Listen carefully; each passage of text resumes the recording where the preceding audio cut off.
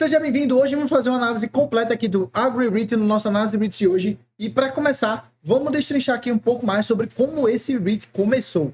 Ele foi fundado em 1971 por Richard Agri. O Agri Realty Corporation abriu capital em 1994 e desde então vem construindo um portfólio diversificado de imóveis comerciais, tá? Aqueles comérciozinhos que você vê na sua rua é uma coisa parecida com essa.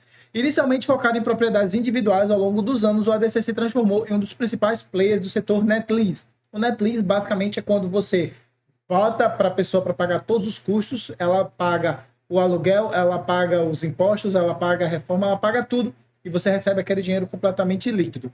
Hoje a empresa possui mais de 2.100 propriedades em 49 estados dos Estados Unidos e locadas para empresas de setores essenciais como supermercado, farmácia, posto de gasolina, varejo de conveniência.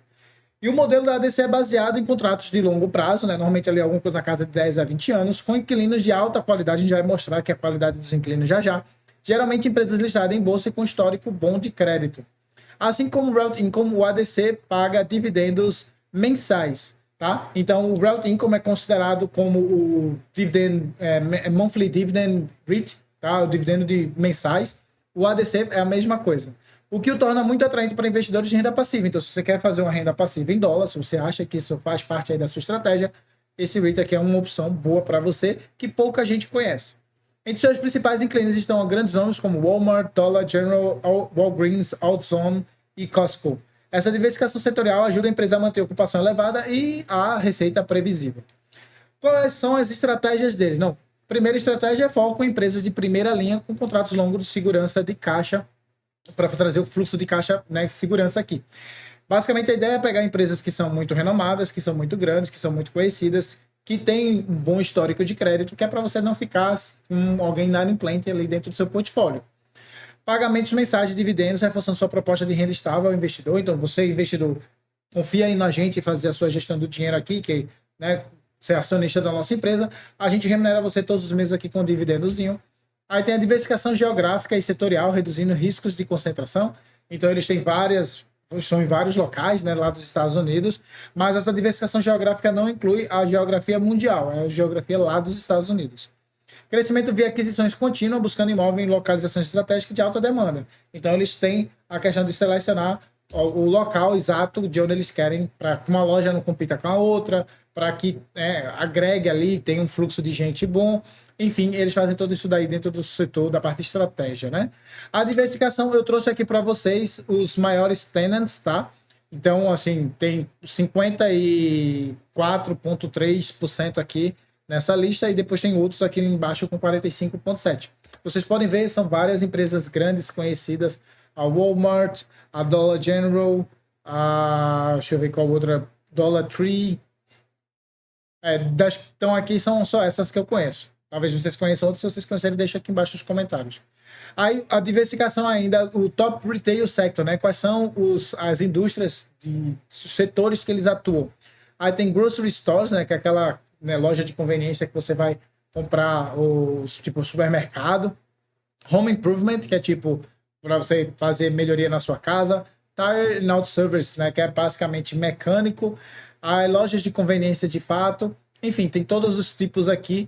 E aí eles têm os percentuais aqui, basicamente, do total do que eles conseguem ali da renda deles, tá? Então, são vários setores, eles são bem diversificados em termos setorial. Aí tem a questão do portfólio. Eu disse para vocês que eles buscam empresas que são muito grandes, renomadas, bom histórico de crédito. Eles trazem aqui, ó, que a maior parte, quase 70%, é investment grade. São as empresas mais top.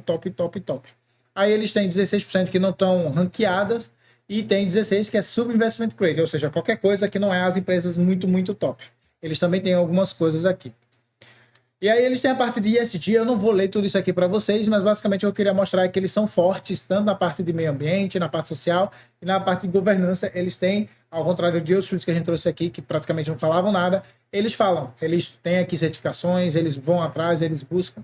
Então são pontos chaves aqui dentro da estratégia desse REIT. Em termos de performance, desde o começo, vocês podem ver aqui que teve uma valorização bem boa, tá? Bem positiva desde o seu IPO. E quando comparamos com o ETF VNQ, aquele ETF que a gente, né, tem uma cesta de REITs dentro dele, ele ficou praticamente perdendo por um período, depois ficou meio que empatado, tá? E depois ele decolou aqui, né? Saiu da média que estava aqui o VNQ e ficou bem acima. Então, nesses últimos, vou dizer assim, 15 anos, eles conseguiram trazer uma boa performance aqui em relação ao VNQ, tá? O único detalhe é que o VNQ aqui é o resultado na prática, né? Enquanto que esse daqui de cima não, esse daqui você tem que basicamente descontar imposto de dividendo que você recebe e tudo mais. Então tem esse pequeno problema aqui, mas ainda assim provavelmente estaria acima do VNQ, tá? Riscos. Tem exposição ao setor de varejo, que enfrenta mudanças estruturais, como o avanço do e-commerce. Então, assim, como o e-commerce está avançando, possivelmente a gente vai ver uma mudança no hábito de consumo das pessoas. Isso traz um problema para a empresa que tem essas, né, o aluguel depende desse consumo. A diluição acionária, o ADC, ele frequentemente emite ações para poder financiar suas aquisições, ele vai diluindo os seus acionistas. Isso não é bom, tá? Isso é bem ruim. Tem crises econômicas, ainda que mais resilientes, parte dos inquilinos podem enfrentar dificuldade em períodos prolongados de recessão, especialmente quando afeta a questão da taxa de juros, pessoal consumindo menos. Alguns problemas, inclusive, nessa semana eu trouxe um vídeo falando isso para vocês. Eu vou deixar depois até aqui nos cards, se você se interessar em assistir, tá? Do Tesco. Aí tem a questão da concorrência, né? Como, por exemplo, o Route Income e outros REITs Netlease que disputam os melhores ativos. Eles ficam disputando a tapa. Isso faz com que o preço fique maior para comprar o imóvel, que torna pior para eles. E, ao mesmo tempo, a concorrência para conseguir gente para alugar o espaço, o que torna também pior, né? Porque aí você aluga por um valor mais baixo. Dependências de grandes inquilinos, né? Concentração em empresas específicas pode aumentar risco de inadimplência. A gente viu que eles são bem diversificados em termos de setores, mas algumas empresas têm algumas concentrações altas, então tem que ficar atento. E a sensibilidade a juros, né? Aumenta o custo de captação e pressiona os dividendos. Então a gente sempre fala aqui para vocês, a taxa de juros sobe, eles pagam mais com juros, eles são bem endividados, inclusive eu falei, né, que da diluição que eles fazem. Então tudo isso acaba impactando aqui a empresa. Algumas informações adicionais que eu trouxe aqui para vocês. Isso aqui é basicamente as aquisições e os desenvolvimentos que eles fizeram desde 2018, tá? Os valores estão em milhões de dólares, então vocês podem ver que tem vários, né? Quase 1 bilhão aqui, 1 bilhão aqui. Então eles são muito fortes na parte de investimento, tá? Aí eu trouxe aqui para vocês total dispositions, né? Todas as vendas que eles fizeram de 2010 a 2025. Tá? Totalizando aqui 566 milhões de dólares em propriedades vendidas. Então eles compraram, viram que não fizeram sentido, eles vão lá e revendem. Aí tem a maturidade dos débitos, né, da dívida. Então quanto que eles têm que pagar cada coisa. Agora 2026 está ridiculamente baixo, aí 27 é um pouquinho. E veja que a maior parte está depois de 27. Então eles têm um tempo aí para poder se reorganizar, para poder, caso necessário, juntar dinheiro, o que seja. Então não é algo tão preocupante. E a maior parte deles é não securitizada, né? E tem uma parte pequenininha aqui que é securitizada. Aí aqui tem o crescimento dos dividendos. Eu sei que muita gente aqui investe focado nessa questão dos dividendos, né? Então eu trouxe aqui, ó, eles trouxeram essa tabela mostrando que os dividendos cresceram em 6% ao ano dos últimos 10 anos. Então, sabe aquela meta de crescer dividendo todos os anos? Há 10 anos eles crescem 6% aqui na média todos os anos, o que é bem positivo, claramente. Entendido isso, vamos entrar no Investidor 10 aqui para a gente fazer uma análise, né? Primeira análise, por isso que a gente sempre faz, vocês podem ver que meio que subiu, estava na casa de 20, agora está na casa perto de 80, então multiplicou 4 vezes aqui desde 2015. Só para a gente pegar aqui para ver o cálculo de rentabilidade, quanto que isso seria, tá? A gente pode fazer basicamente 3.646,4 dividido por 1.000. Então eles multiplicaram em 10 anos por 3,6464. Então a gente eleva isso aqui basicamente a 1 dividido por 10. E aí a gente chega a 13% em dólares, tá? Se a gente multiplicar por 1,07, que é basicamente o dólar para real, a gente teria em real uma valorização aproximada de 21, quase 22% nos últimos 10 anos. Então é extremamente elevado aí a performance que você teria, tá? Poucos ativos entregam resultados tão bons. Descendo aqui, vamos dar uma olhada nas métricas, né? O PL, ele é sempre relativamente alto, justamente porque ele é bom, né? E isso aqui também é uma forma do pessoal, dos investidores, precificarem que a empresa vai continuar crescendo, que tem uma boa expectativa de crescimento. Então, a tendência é que o lucro vá subindo, né? E aí, por isso que o PL está tão alto, porque as pessoas estão embutindo esse crescimento futuro. O preço sobre receita é mais ou menos estável, tá? Então, mesmo que o preço subindo, que a gente viu quase 4 vezes, a quantidade de receita subiu basicamente proporcional. O P sobre VP não está alto, tá? Inclusive relativamente baixo. Ou seja, se a gente for analisar só essa métrica, a gente já falou que não é para fazer isso, mas se fôssemos fazer isso, isso é um ponto positivo, tá? Se você quiser entender por que não é bom, eu vou deixar também aqui nos cards outro vídeo que a gente trouxe aqui no canal explicando sobre análise de PL e PVP única e exclusivamente separado, tá? Em termos de rentabilidade, o ROA está na casa de 2%, que é em linha com outros REITs que a gente já trouxe aqui. O ROI está bem baixo, tá? Na casa de 3%, não está com a rentabilidade boa. Provavelmente questão dos juros, né? Que acaba impactando aqui também.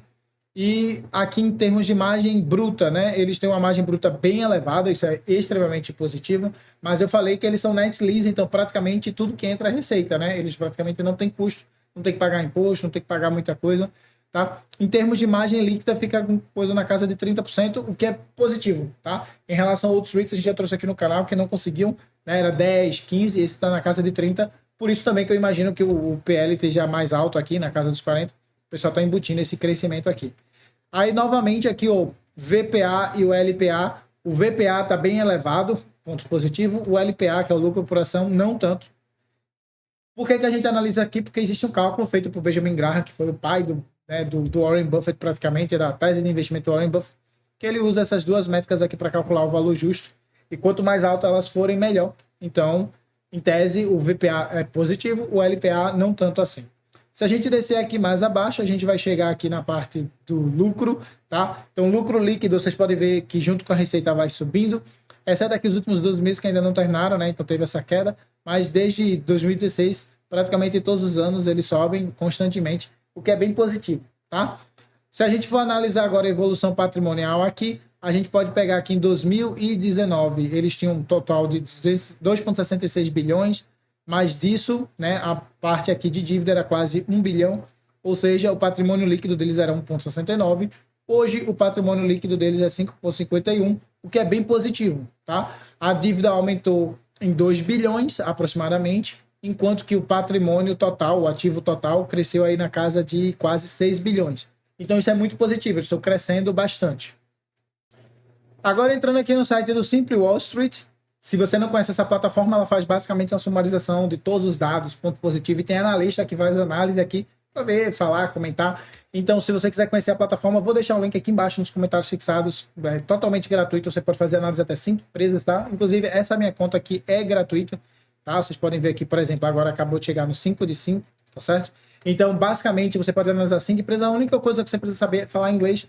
Nem isso você precisa, né? ChatGPT pode te ajudar. Mas aí a gente vai fazer a análise aqui com o que é que o pessoal daqui tá falando, né? De cara, ele já chama a atenção aqui 3 pontos positivos. Tá negociado um preço quase 55% abaixo do valor que a gente considera justo.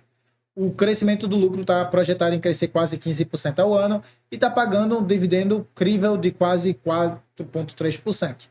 Agora, o pagamento dos juros não está muito bem coberto pelo lucro, né? Então, talvez isso signifique que eles vão ter que emitir mais dívidas e tudo mais para 2025.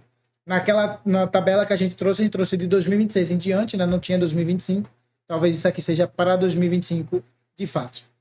Entrando aqui na parte de valuation, né? Primeiramente o preço. Vamos calcular aqui quanto que seria essa valorização.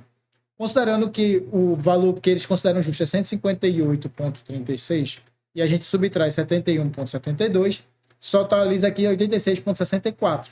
Em relação a 71,72, está uma subida de 120%, né?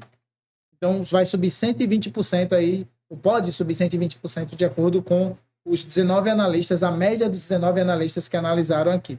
Se você quiser, inclusive, você pode apertar aqui e dar uma olhada nos dados, na explicativa da narrativa e tudo mais, mas aparentemente tem um potencial de subir aí quase 120%. Descendo aqui, a gente tem essa parte aqui onde compara o preço sobre lucro com outras empresas, tá?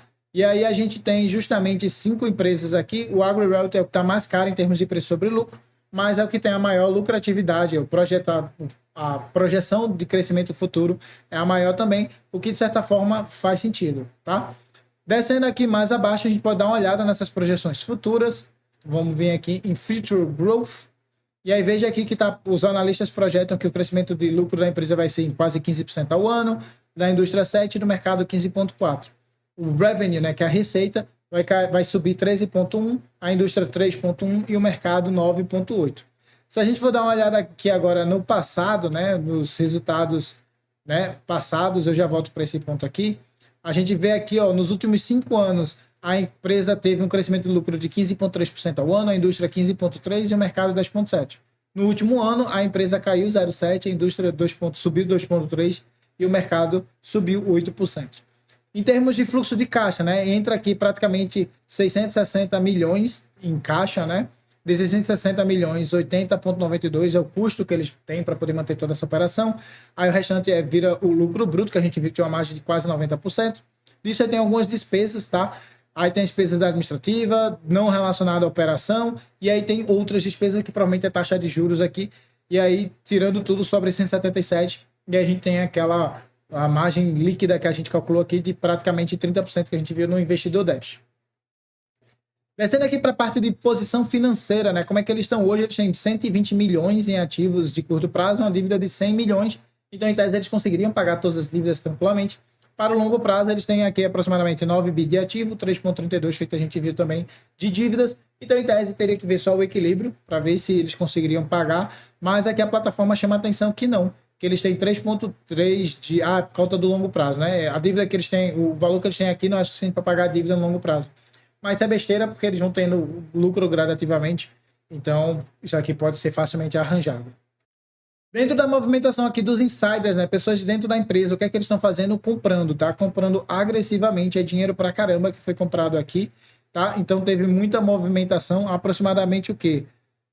4,9 mais 0,5 fica 5,4 milhões aí aproximadamente. Então, muito dinheiro que está sendo comprado, o pessoal está comprando acreditando que está barato. E aí, de fato, pode ser que esteja barato, né? Normalmente os insiders estão mais vendendo. Aqui a gente tem 3 insiders comprando mais e mais e mais, sempre que podem, né? Quem que manda na empresa? Bom, instituição é quase 99%. Aí pessoas de dentro da empresa 1,55% e o State of Government 0,07%. Ou seja, não tem ninguém, assim, pessoa direto comprando a empresa, né? Tá comprando via ETFs apenas. E quem que manda aqui? A gente tem a Vanguard e a BlackRock. De novo, eu sempre chamo a atenção que provavelmente isso aqui está dentro do S&P 500, e aí quando você compra o ETF do S&P 500, você compra automaticamente essa empresa também, e aí acaba que você, né, tem a BlackRock, a Vanguard, que tem esses ETFs, comprando, ficando no nome deles, mas não necessariamente significa que eles acreditam na empresa de fato, tá? Outros famosos aqui tem a Corre Street Capital Management, a State Street Global, Geode Capital Management, qual mais? Charles Schwab, enfim, tem várias aqui grandes, aí tem os percentuais. O que eu mais gosto de olhar é a variação. Veja que boa parte das pessoas estão aumentando a participação, poucas estão caindo, tá? Isso é um ponto positivo. Aí eu sempre me pego refletindo por que essas pessoas estão comprando mais e mais. Essa é a ideia do raciocínio que eu gosto de ter quando eu faço essa análise aqui em específico. Voltando então para os slides para a gente poder concluir aqui a nossa análise. Vamos resumir aqui os pontos negativos, os principais pontos negativos.